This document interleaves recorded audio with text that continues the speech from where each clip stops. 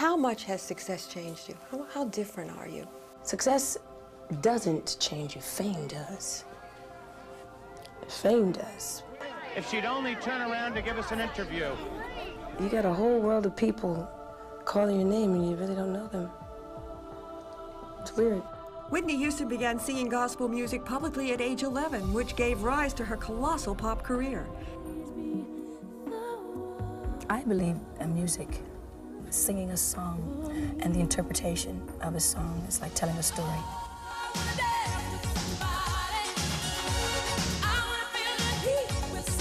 People understand music sometimes when they don't understand words.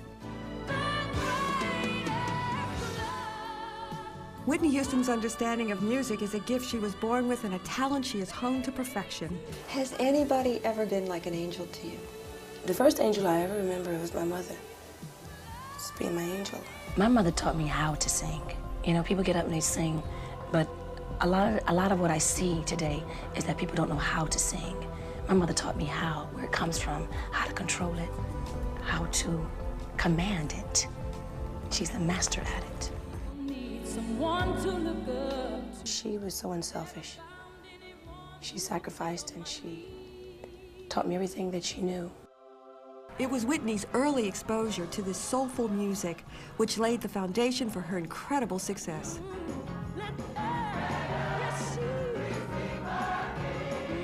The memories of singing in church are ones that I cherish most because it was fresh, it wasn't stale.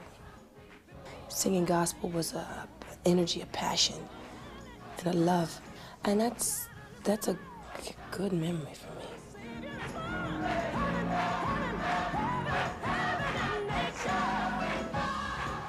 It wasn't long before the music industry began to take notice of the range and versatility of this dynamic young singer. But she had one last obligation to meet before taking off on her journey to success.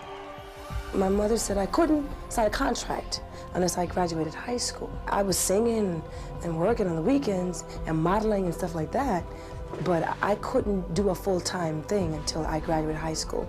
And then after that, I probably missed like young womanhood, like, you know, when women are out like at 21, 22, 23, 24, and out partying and having a good time and meeting guys, stuff like that, I was on the road working.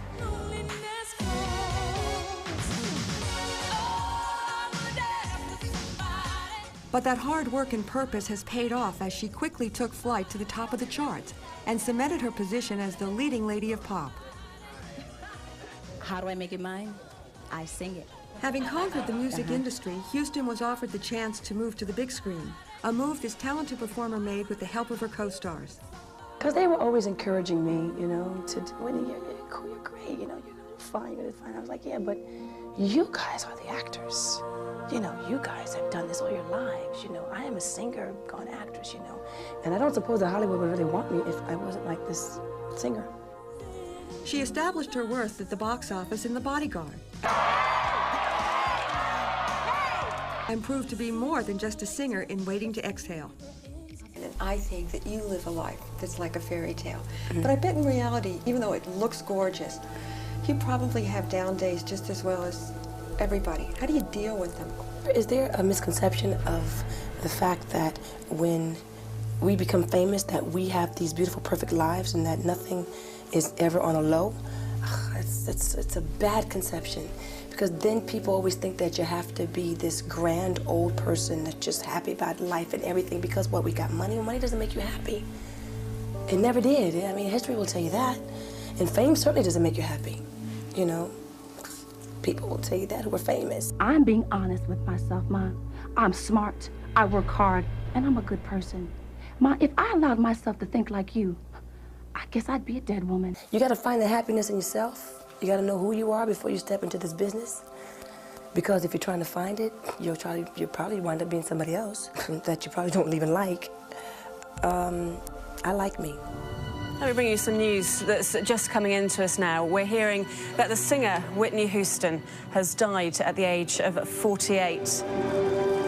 The media frenzy following the discovery of Whitney's body has been rife with lurid speculation as to her actions and mental state in the days leading up to her death. I think the public feels a lot of sympathy for what's happened to Whitney Houston, and I think the press do as well. It's just a shame that there's so much else that kind of hits the front pages and you don't really know what to believe.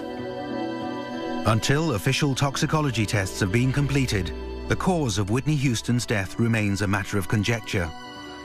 But perhaps the last word on her demise lies in the emotional and deeply personal testimony of her bodyguard co-star at her funeral, which provided a poignant epitaph. The Whitney